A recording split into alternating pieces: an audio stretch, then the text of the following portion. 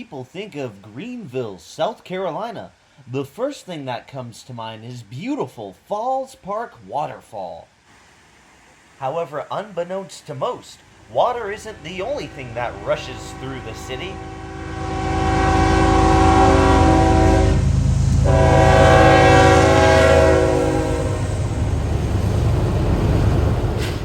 Like every American metropolis, Greenville has a thriving railroad presence. And while most of the city's rail traffic consists of large intermodal container trains,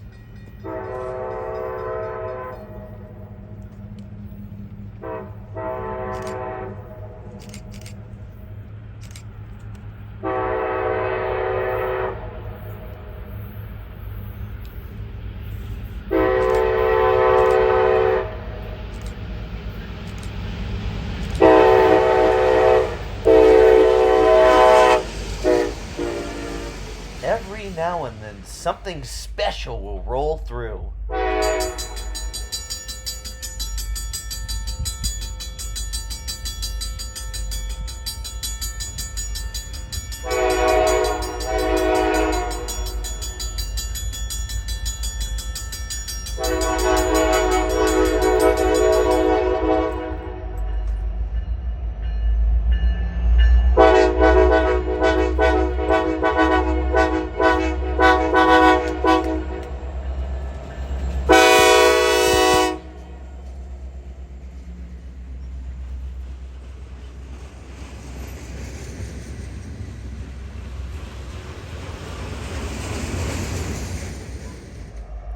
We already know that railroad trains carry heavy loads down the track. But just how heavy can those loads get? Well, here in Greenville, we see a fine example of the upper echelons of rail cargo in the form of this multi-ton Siemens electrical generator high and wide load.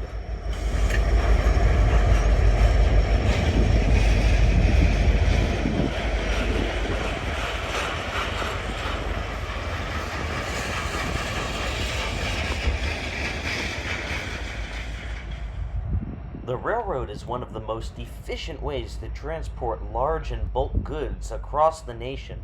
Sometimes those goods are a little larger than the average rail car can carry. That's where a high and wide load comes in.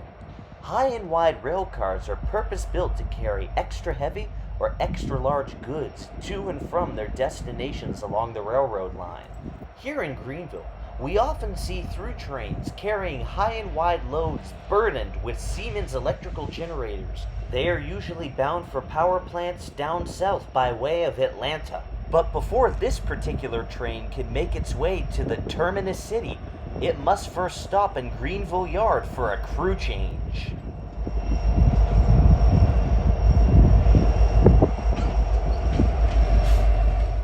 This train may only be 3 cars long, but it's still a lot to handle.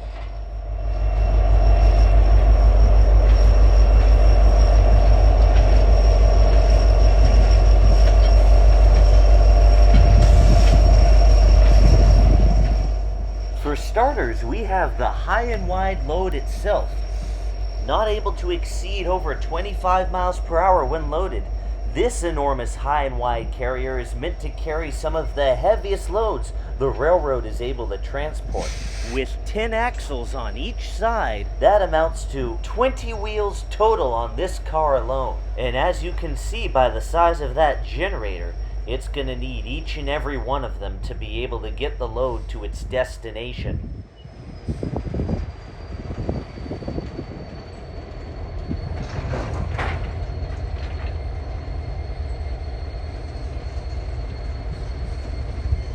This high and wide setup is so large that it needs a dedicated crew to maintain and ensure its safe transport and operations.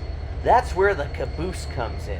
An extremely scarce but beloved railroad staple, the caboose has been all but forgotten by time, except on the occasional high and wide.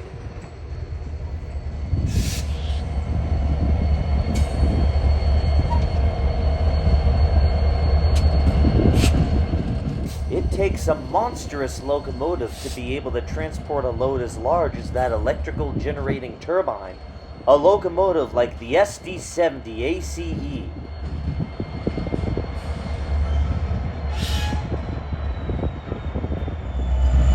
Part of the backbone of the Norfolk Southern Fleet, with over 200 units in their national roster, it's rare to see an SD-70 ACE confined to yard work.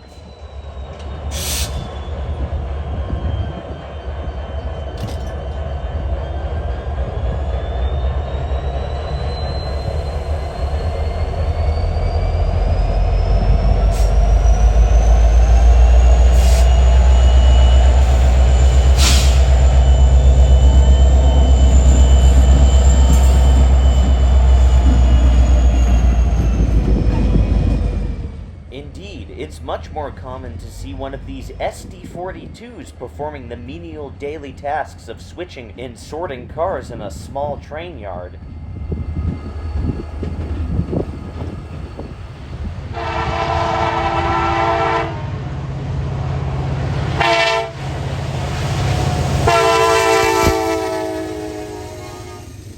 Yet despite their differences in size, appearance, and intended purpose, all these locomotives are united in their common ability to be heavy haulers of the high iron.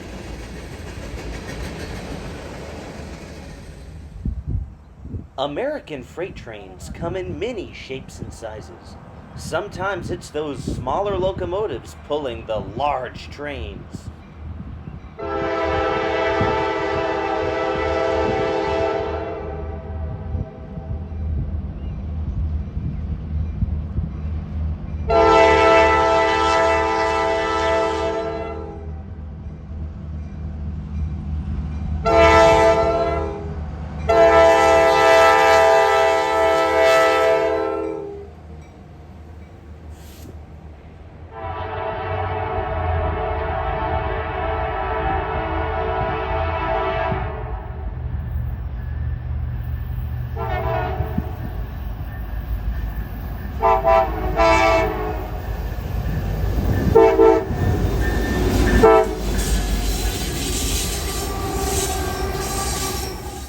Other times you may see a train with lots of big locomotives pulling a relatively light load, such as this intermodal empty train bound for Charlotte.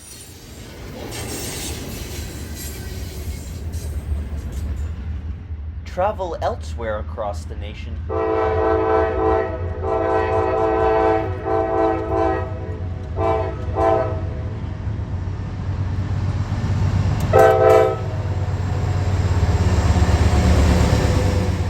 And you may encounter a train which consists of only one car type.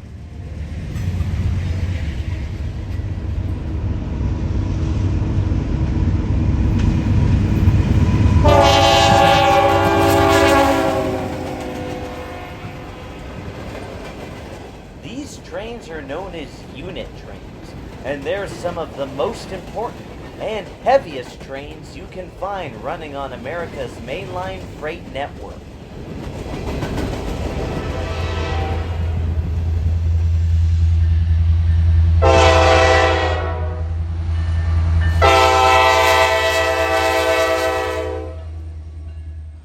If you ever find yourself in Altoona, Pennsylvania, keep your eyes peeled for these helper locomotives. They can often be spotted heading up the mountain to assist one of the heaviest unit trains on the rails today.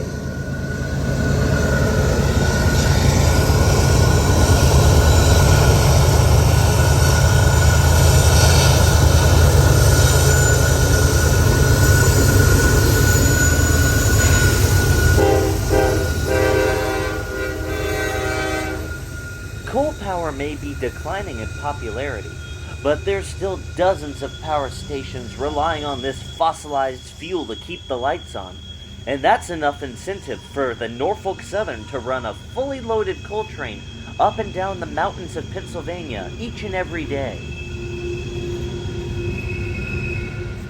This particular train is running empty. It's headed back to the mine via Pennsylvania's famed Horseshoe Curve. Once loaded up, it will once again have to conquer the mountains before heading down towards Brickyard in Altoona, Pennsylvania. It's here that, with a little patience, the intrepid railfan will be able to witness one of the very heaviest of haulers the high iron has to offer.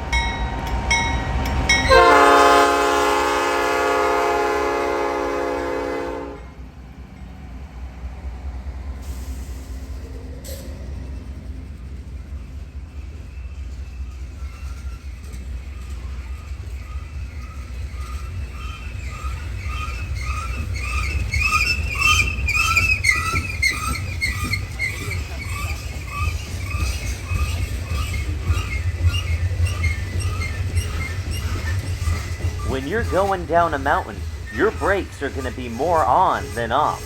And when you have thousands upon thousands of tons of coal behind you, well, those brakes are going to be mostly gone by the time you get to the bottom.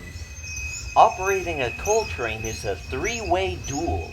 Man versus machine versus the laws of physics. The engineer of this train is all too aware of what can happen if a fully loaded coal train is allowed to roll unimpeded down a mountain. That's why his brakes are constantly applied to ensure that he has some semblance of control over this massive train. Each one of these individual cars can carry roughly 121 tons of coal. That car alone, fully loaded, can produce over 233,167 kilowatt hours of electricity. That's enough power to supply over a year's worth of electricity to about 21 average American homes. All of that power stored inside a singular hopper car. Multiply that by 80 or 90, and you've got enough power in this train to supply a small city.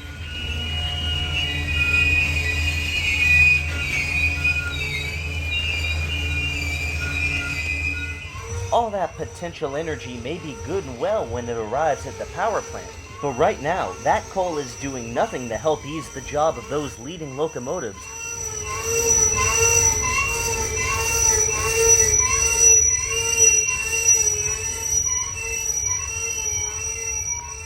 They're struggling with every little bit of horsepower they possess to safely guide this train down the mountain.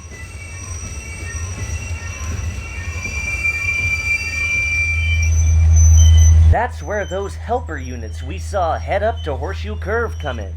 They're here at the back of our coal train, providing extra power to help control the train as it rumbles its way towards Altoona.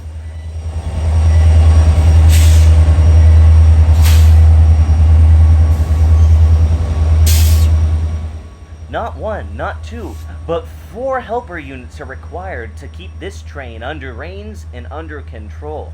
That's a lot of weight, a lot of cars, and a lot of energy heading to power plants all across the nation. You have these heavyweights of the heavy haulers of the high iron to thank for the lights staying on at home. However, don't mistake heavy for slow.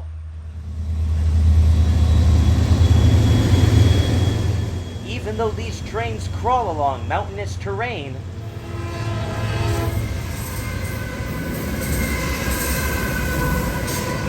they can fly on the open rails.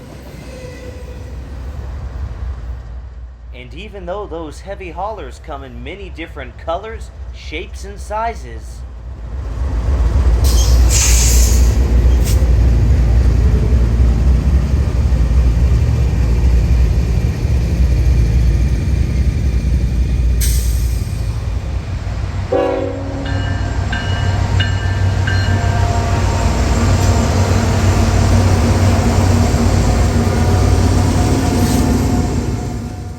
possess the unique ability to get large quantities of freight moving very quickly.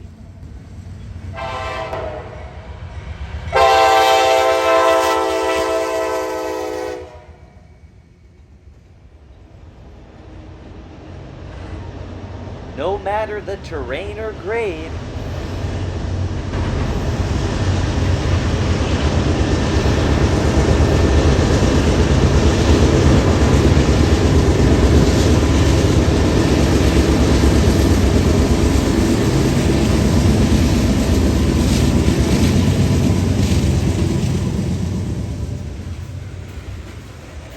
Those heavy haulers of the high iron will use every bit of prime mover power they possess to get their cargo, whether it be intermodal containers, manifest freight, or those Goliath coal hoppers, up and over the Allegheny Mountains safely and on time.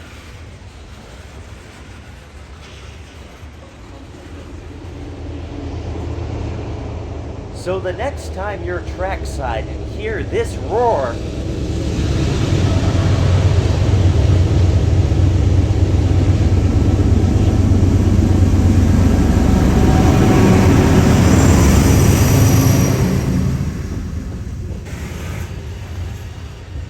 you'll know that a monstrous freight train is near, being pulled by one of the hardest working machines in the industrial world, the heavy haulers of the high iron railroad locomotive.